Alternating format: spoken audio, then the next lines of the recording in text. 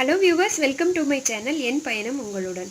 இன்னைக்கு நம்ம இந்தியன் ஸ்டைல்ல அமெரிக்கன் சாப்ஸி எப்படி பண்றது அப்படினு பாப்போம். அமெரிக்கன் சாப்ஸி பொதுவா ரெஸ்டாரன்ட்ஸ்ல ஃபாஸ்ட் ஃபுட் ஷாப்ல எல்லாம் கிடைக்கும் நமக்கு. நிறைய பேர் அதை விரும்பி சாப்பிடுவோம்.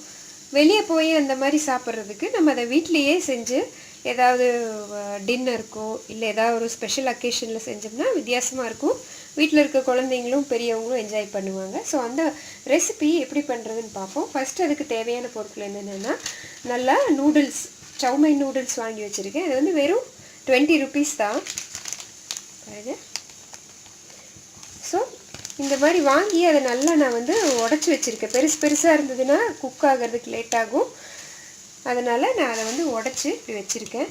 அது கூட நீட்டமா நறுக்கி வச்சிருக்கேன் capsicum, yellow, red and green capsicum, கூடவே beans அதுவும் நீட்டமா நறுக்கி வச்சிருக்கேன். அப்புறம் கேரட் வந்து கொஞ்சம் சன்னமா நறுக்கிக்கலாம். ஏன்னா குக் ஆகிறதுக்கு லேட் ஆகுறதுனால சன்னமா நீட்டமா நறுக்கி வச்சாச்சு.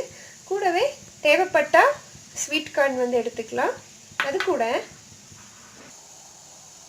டொமேட்டோ கெச்சப் வந்து ஒரு 4 ல இருந்து 5 ஸ்பூன் அளவுக்கு எடுத்துக்கலாம்.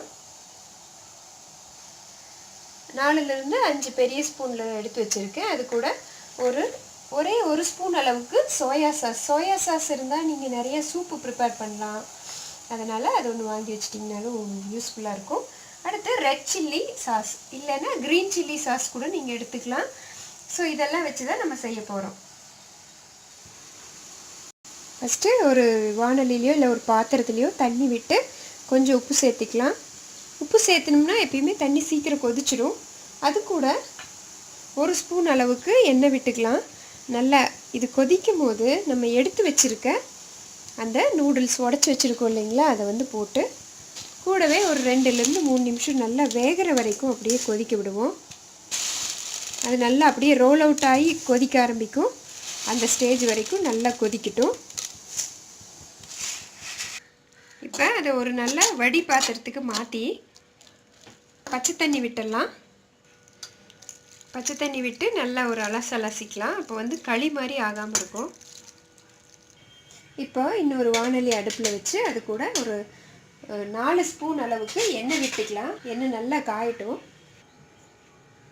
இப்போ நம்ம வேக வச்சு வடித்து வச்சுருக்கிறதுல ஒரு பாதி அளவு எடுத்து நம்ம அந்த வடைச்சட்டியில் வச்சுருக்க எண்ணெயில் லைட்டாக ஃப்ரை பண்ணிக்கலாம்.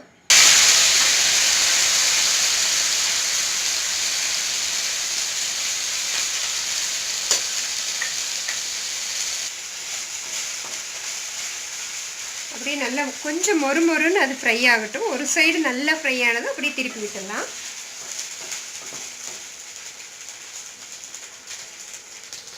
பாருங்க, ஒரு சைடு நல்லா ஃப்ரை ஆனது அப்படியே அழுங்காமல் திருப்பி போட்டுடலாம். ஒரு சைடு நல்லா கிறிஸ்பியாக ஃபார்ம் ஆயிடுச்சு. அடுத்த சைடும் அதே மாதிரி ஓரளவு கிறிஸ்பியாக ஃபார்ம் ஆகட்டும்.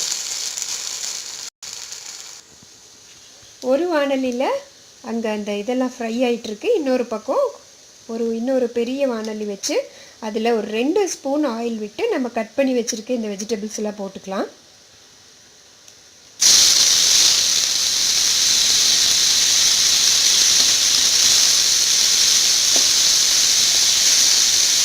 ஒரு 2 நிமிஷம் அப்படியே சிம்மில் வச்சு நல்லா வணங்கட்டும்.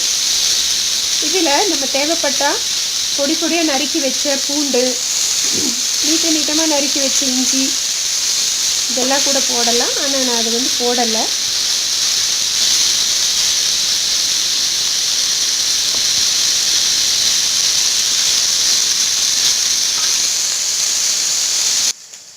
பாருங்க, இப்போ மறுபடியும் நான் திருப்பி போட்டிருக்கேன். இந்த மாதிரி நல்லா கோல்டன் ப்ரௌன் கலராக வர்ற வரைக்கும் அப்படியே நல்லா பாருங்கள், நல்லா மூவ் ஆகுது. அப்போ நல்லா ஃப்ரை ஆயாச்சுன்னு அர்த்தம். இந்த ஸ்டேஜில் நம்ம வந்து அடுப்பை வந்து ஆஃப் பண்ணிக்கலாம். இப்போ நம்மளோட வெஜிடபிள்ஸ் அங்கே இது வந்து ரெடி ஆகிட்டுருக்கு. இப்போ நான் அந்த வெஜிடபிள்ஸோட அந்த எடுத்து வச்ச சோயா சாஸ் வந்து விட்டாச்சு. இந்த ஐட்டம்ஸ் எல்லாம் நீங்கள் தேவைப்பட்டால் ஆட் பண்ணலாம், இல்லைன்னா ஸ்கிப் பண்ணிடலாம். அன்ஹெல்த்தி அப்படி நீங்கள் ஃபீல் பண்ணால் அதை வந்து ஸ்கிப் பண்ணிடலாம். இந்த டேஸ்ட்டில் நீங்கள் செஞ்சீங்கன்னா நல்லாயிருக்கும். எதுவுமே அளவுக்கு அதிகமாக நம்ம சாப்பிட்டா தான் டேஞ்சர். ஸோ அந்த சோயா சாஸ் வெஜிடபிள்ஸோட மிக்ஸ் ஆயாச்சு. அடுத்தது சில்லி சாஸ் ஆட் பண்ணுறேன். இதுவும் நல்லா வெஜிடபிள்ஸோட மிக்ஸ் பண்ணிக்கலாம். இதெல்லாம் மிக்ஸ் பண்ணி விட்டதும் நம்ம எடுத்து வச்சுருக்க அந்த டொமேட்டோ கெச்சப் இருக்குது இல்லைங்களா, சாஸ் கூட எடுத்துக்கலாம். அதில் ஒரு 2லிருந்து 3 ஸ்பூன் வந்து ஆட் பண்ணி அதையும் நல்லா கலந்து விட்டுடலாம்.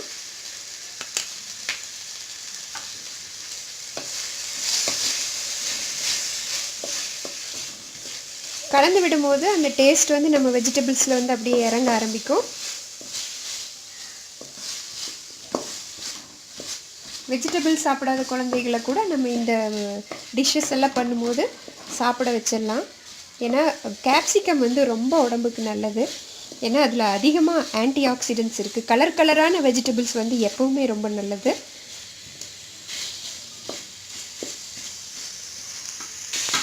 இப்போது இந்த வெஜிடபிள்ஸில் நம்ம மூழ்கிற அளவுக்கு கொஞ்சம் தண்ணி விட்டுடலாம். நிறைய ஊற்றிடக்கூடாது. வெஜிடபிள்ஸ் எல்லாம் மூழ்கிற அளவுக்கு தண்ணி ஊற்றி லைட்டாக ஒரே ஒரு கொதி வரட்டும். இந்த ஸ்டேஜில் நீங்கள் தேவைப்பட்ட உப்பு சேர்த்தலாம். நான் வந்து உப்பு சேர்த்தலை, ஏன்னா வெஜிடபிள்ஸ் வணங்கும் போதே கொஞ்சம் உப்பு போட்டிருக்கேன். அதே மாதிரி நம்ம நூடுல்ஸ் வேக வைக்கும் போதும் கொஞ்சம் உப்பு போட்டதுனால நான் சேர்த்தலை. நீங்கள் தேவைப்பட்டால் உப்பு சேர்த்திக்கலாம். இது கொதிக்கட்டும். கொதித்ததும் அடுத்து என்ன பண்ணுறோன்னு பார்ப்போம். நல்லா கொதிக்க ஆரம்பிச்சிச்சு. இப்போ நம்ம வேக வச்ச நூடுல்ஸில் ஒரு 2 ஸ்பூன் அளவுக்கு, சின்ன கப் அளவுக்கு எடுத்து இதில் அப்படியே ஆட் பண்ணிக்கலாம். ஏற்கனவே நம்ம பாதி வந்து எடுத்து ஃப்ரை பண்ணி வச்சுருக்கோம். ஒரு பாதி எடுத்து இதில் போட்டு நல்லா மிக்ஸ் பண்ணிக்கலாம். தண்ணி நிறைய விட்டுறக்கூடாது. நிறைய விட்டிங்கன்னா டேஸ்ட்டும் மாறிடும், நல்லாவும் இருக்காது. லைட்டாக விட்டுக்கிட்டிங்கன்னா தான் டேஸ்ட்டாக வரும். இப்போ இதுவும் கொஞ்சம் அப்படியே லைட்டாக கெட்டியானதும் நம்மளோட டிஷ் வந்து ரெடி ஆகிடும்.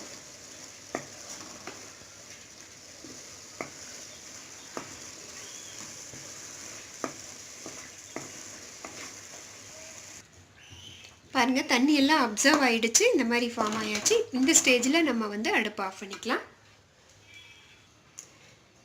இப்போ நம்மளோட சர்விங் பவுல் எடுத்துக்கலாம். அதில் வந்து நம்ம எடுத்து வச்சுருக்க அந்த கெச்சப்பில் பாதி வந்து ஆட் பண்ணி நல்லா அப்படியே ஈவனாக ஸ்ப்ரெட் பண்ணி விட்டுடலாம்.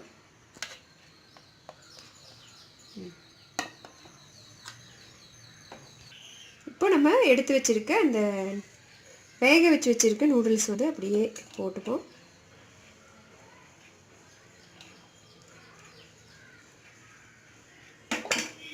அடுத்தது நம்ம வெஜிடபிள்ஸோடு சேர்ந்து மிக்ஸ் பண்ணி வச்சுருக்க அந்த நூடுல்ஸ்.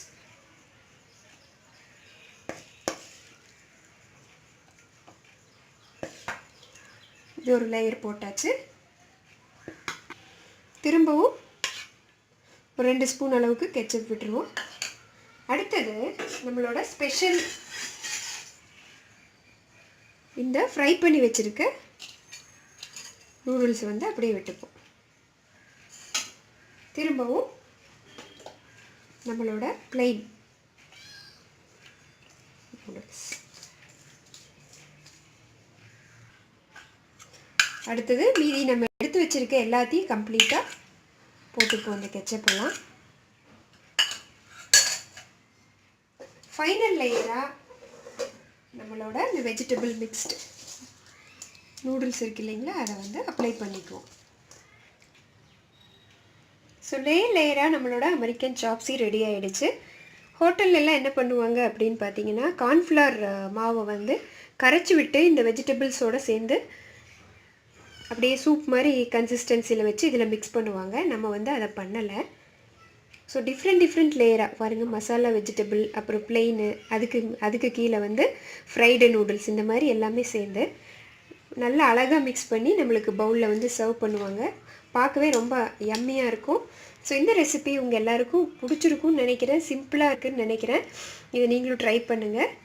ட்ரை பண்ணிவிட்டு உங்களோட சஜஷன்ஸையும் கமெண்ட்ஸையும் ஷேர் பண்ணுங்கள். தேங்க்யூ ஸோ மச் ஃபார் வாட்சிங்.